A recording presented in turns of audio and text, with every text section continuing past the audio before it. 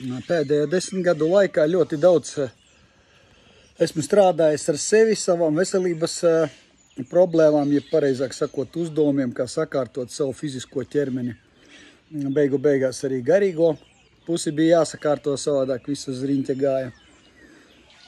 Es esmu novērojis ļoti interesantu faktu, kad šajā te spēlē materiālajā pasaulē ir ļoti daudz cilvēku, un viņi principā visi ir ar veselības problēmām. Šobrīd, protams, tajā spēlē noteikumi pamainījušies, un cilvēkiem ir dota iespēja saņemt jaunu informāciju un rīkoties savādāk. Un, protams, kad tagad ir nākošais etaps, kad cilvēkiem ir jāizkāp no tā vecām saprašanām, ir jāsaprot, ka viņas nestrādā. Visas tās tehnikas, kas bija līdz šim, un medicīnas, visi tie brīnumi, kas nebūtu nav slikti, kā liela daļa. Un arī es kādreiz mēdzu deklarēt, kad tie slikti ārsti un tā šausmīgā medicīna un tā globālā sistēma un viss. Tas tā nav. Informācija ir iedota, un cilvēkam ir iespēja šajā spēlē pāriet citā līmenī un startēt pavisam savādāk nekā agrāk. Tātad tās pamatprogrammas, kas strādāja, piemēram, pirms 100 gadi, viņas šobrīd nestrādā. Ja pirms 100 gadi kaut kāda iemaņa strādāja cilvēka labā, lai viņš izdzīvotu, tad tagad viņa strādā principā pret viņu. Nu, lielā daļā. Es varbūt pārspīlēju, bet kas gribēs, sapratīs. Nu, lūk, un strādājot ar savu fizisko ķermeni, es atdūros pret situācijām, kad viss apgriežas atpakaļ, un mani atkal apmet tajā punktā, kur es jau biju. Mēģināju labot, strādāju ar šīm lietām, eksperimentēju, vēroju, un, protams, ieguvu pieredzi, kas man šobrīd palīdz, darbojoties kā dziedniekam, jo mums mācīja vispirms teoriju, un prakse nebija obligāta, kas principā ir pilnīgs absurds. Ja kādreiz bija kalējs un viņam bija māceklis, principā māceklis uzreiz gāja pie kalē un gāja praksi, viņš skatījās, kā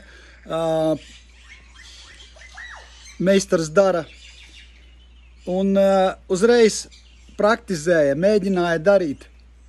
Un tad arī bija šis rezultāts. Un tikai pēc tam, kad cilvēks sāka darīt, viņam parādījās nepieciešamība pēc padoma, kā labāk to izdarīt. Un kā novērst kļūdas. Ko mēs arī ļoti labi varam novērot, ka ļoti labi iet tiem cilvēkiem, kuri iet dara, kļūdās, atzīst šīs kļūdas, nodeklarē paši sev, kā viņi vēlētos, un iet dara atkal to, ko viņi var un tā, kā viņi var. Un, protams, atkal iespējams, ka kļūdās, bet tas ir labi, un cilvēkam nevajadzētu uz to apstāties, kad viņš ir nokļūdījies. Diemžēl tās vecās programmas ir pilnīgi pret cilvēku, ja, tad cilvēkam ir svarīgi, ko padomās citi, cilvēkam ir svarīgi nekļūdīties, lai būtu tikai labākam, cilvēkam svarīgi nekļūdīties, lai it kā neko nezaudētu, ja. Īstenībā tas tā nav, tā ir ilūzija. Tā ir ilūzija, un tās arī ir diezgan smagas programmas, kas ir uzliktas bērnībā. Nu, lūk, kāpēc es tik daudz par tām programmām runāju? Tāpēc, ka man tiešais darbs šobrīd, kā dziedniekam, hipnoterapeitam, ir saistīts ar šo programmu atklāšanu cilvēkos.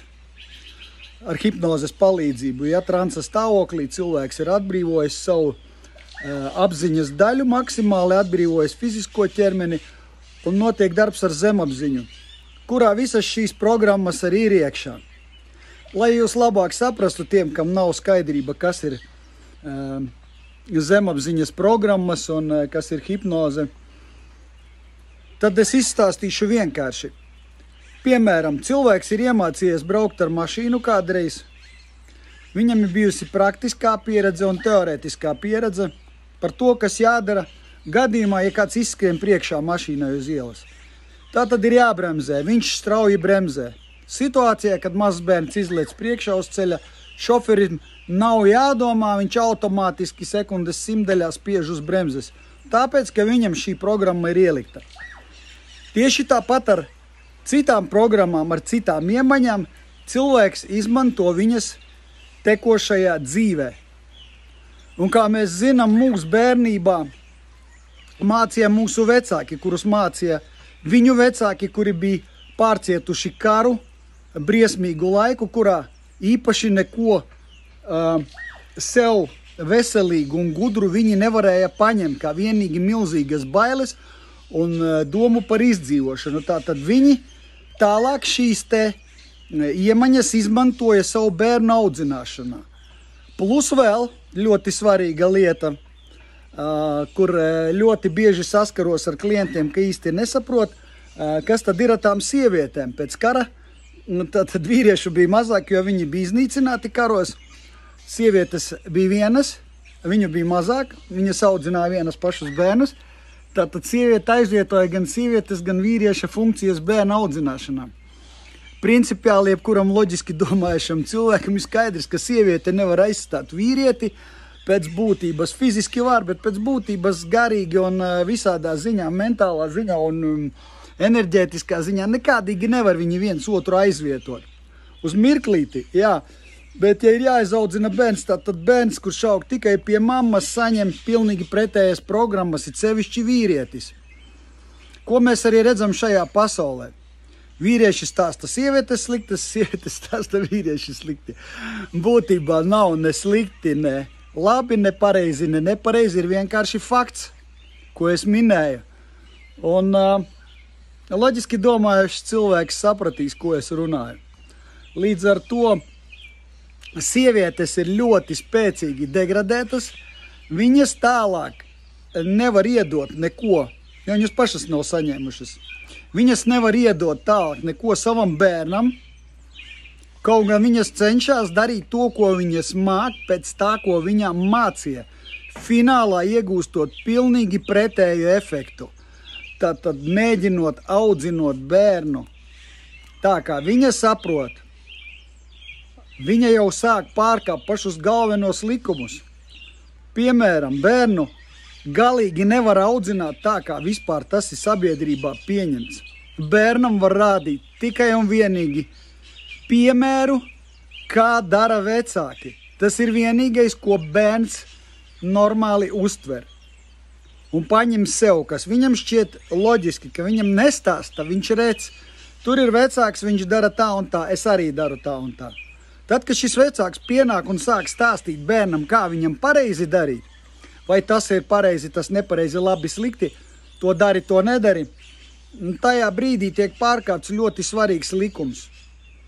Cilvēks var vienīgi strādāt pats ar sevi, un vecāki bērnam neko nevar iemācīt, viņi var vienīgi bērnam parādīt piemēru, un pats galvenais, novērot, kas bērnam ir svarīgi, un atbalstīt bērnu tajā, ko viņš dara, un ļaut kļūdīties, jo tikai tā bērns saprot, kā viņam būs pareizāk darīt. Neviens cilvēks nevar zināt labāk par otru cilvēku, kā pats cilvēks. Un to jebkurš loģiski domājuši cilvēks sapratīs. Nu tā tad tuvāk par hipnoterapijas seansiem. Šajos seansos cilvēkam tiek radīta situācija, kurā viņš atbrīvojas, viņš atbrīvo savu fizisko ķermeni, atbrīvo savu prātu un tiek strādāts tikai ar zemapziņu. Zemapziņa vienkāršos vārdos ir cilvēka cietais disks, kurā ir visa informācija. Viņu ļoti viegli šajā transa stāvoklī ir atrast, protams, ir vajadzīgs labs pavadonis, hipnoterapeits, kurš nav tikai gudrs ar teoriju, bet kuram ir personīga pieredze, kuram ir sapratne par to, kā cilvēkā viss notiek. Ar speciālām hipnoterapijas metodēm cilvēkam tiek atrastas šīs te problemātiskās vietas, problemātiskās situācijas, kurās caur emociju cilvēkam ir uzliktas programmas, kuras viņam traucē dzīvot, jo tās ir aplumas, tās neatbilst cilvēka vajadzībām, patiesajām un patiesajiem mērķiem.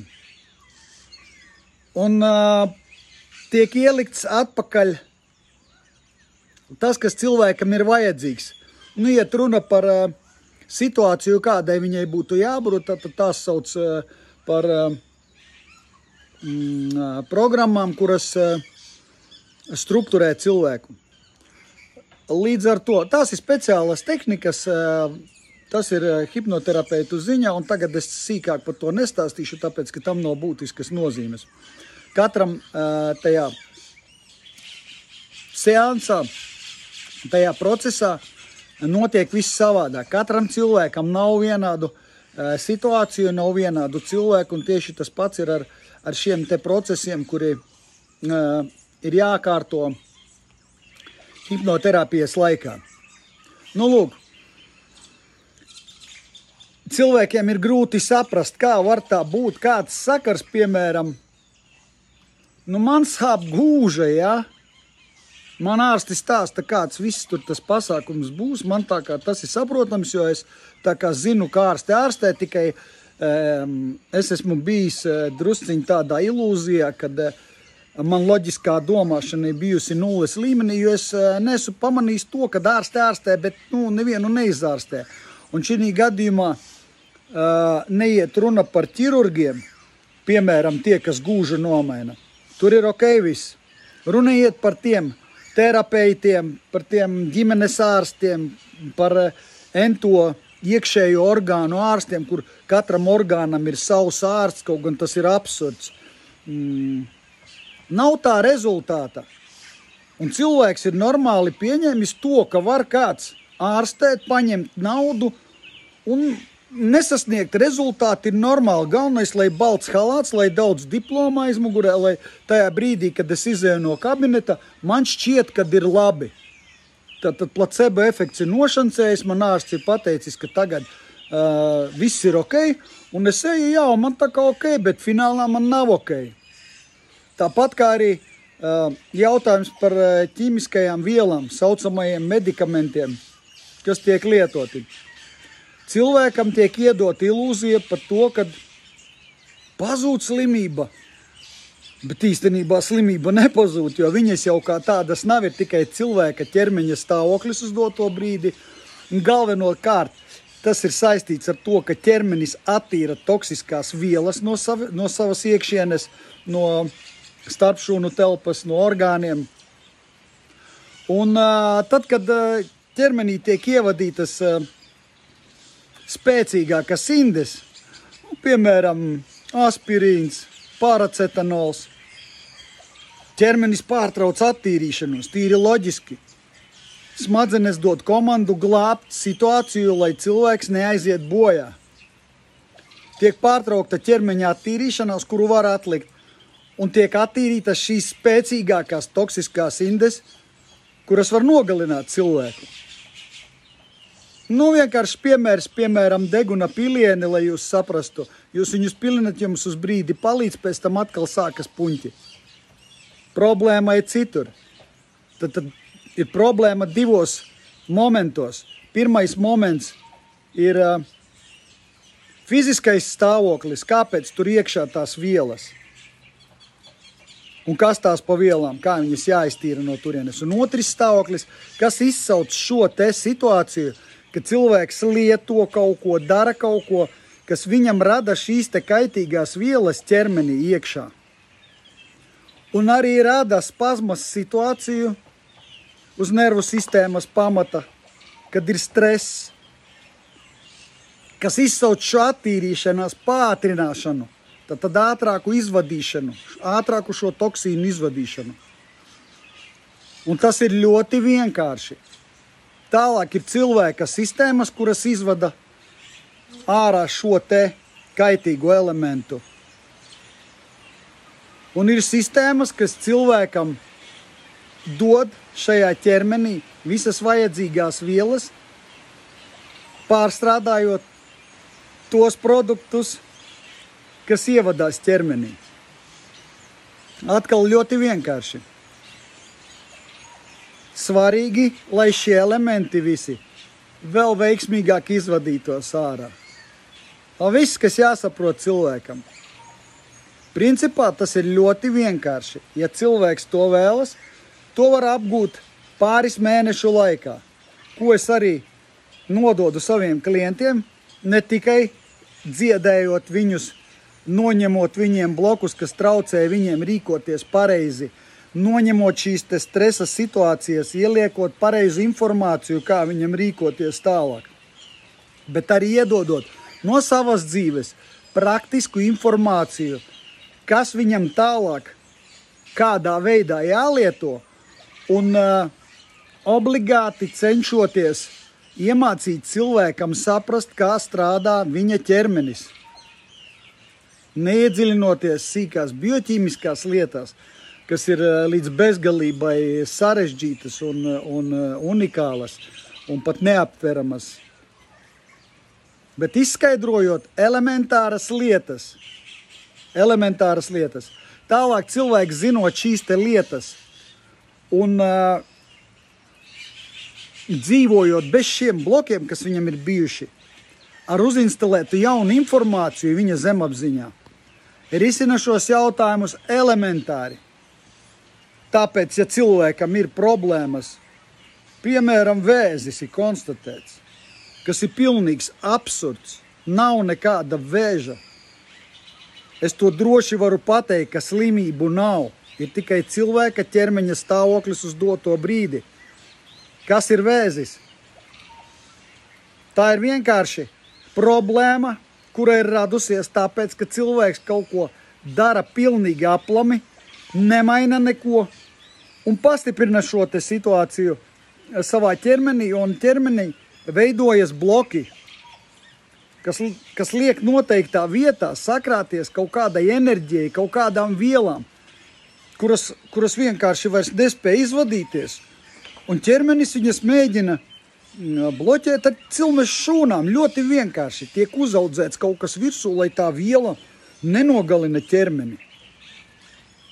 Tas ir izārstējams pāris mēnešu laikā, ja to sāk darīt uzreiz pareizi, veic detoksikāciju cilvēkam, noņem šos blokus, cilvēks veic dažādas praktikas, un viņš ir vesels, un tas nemaksā tos 10, 20, 30 un 50 tūkstošus, un ķīmijas un lāzeri, tas ir absurds.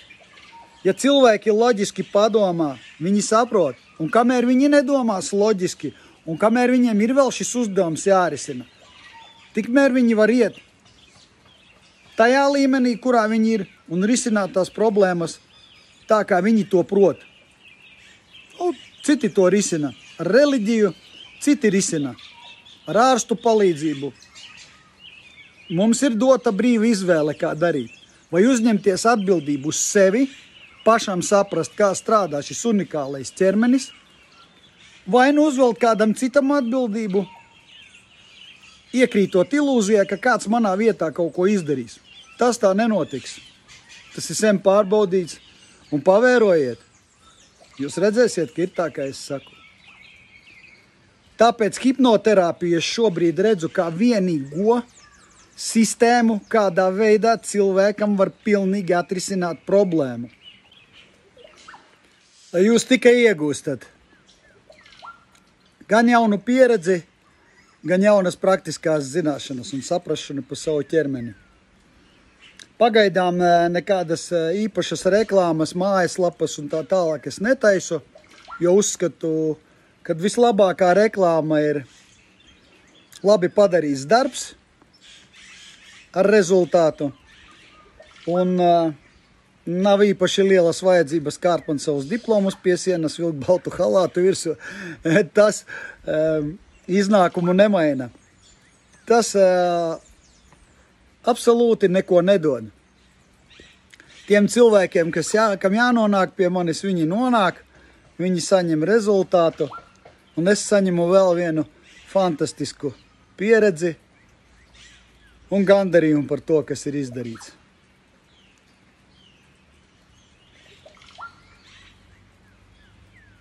Jā, tas arī viss. Mani var atrast Facebookā, tur arī telefons, gan e-pasts, gan vienkārši messengerī var rakstīt. Es cenšos visiem atbildēt, iedot maksimāli izsmeļošu informāciju par to, kas cilvēku interesē. Un, jā, viss notiek internetā, tātad online, jo es atrodos ārzemēs, tāpēc ir iespēja no jebkuras vietas palīdzēt cilvēkam, un cilvēkam no jebkuras vietas saņem sev palīdzību. Tas ir tik lieliski, un man par to ir prieks. Lai jums veicas visiem, saudzējiet sevi!